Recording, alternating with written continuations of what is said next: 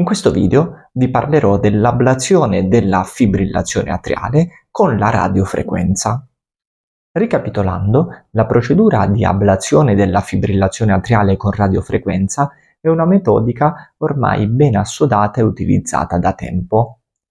Dura in media un po' di più rispetto alla crioablazione e all'elettroporazione, però ci permette una ricostruzione elettroanatomica tridimensionale dell'atrio sinistro in modo da poter applicare delle erogazioni, delle ablazioni precise e puntuali nei campi di interesse. Inoltre, questa metodica ci permette di andare a ricercare ed eventualmente ablare anche altri punti al di fuori delle vene polmonari che possono essere responsabili anch'essi della fibrillazione atriale.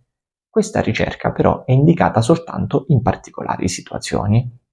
Vi invito anche a seguire altri video informativi, tra cui i video delle altre energie utilizzate per l'ablazione della fibrillazione atriale, sui miei canali social, Facebook, Instagram e YouTube, Dr. Placentino Filippo, cardiologo e aritmologo.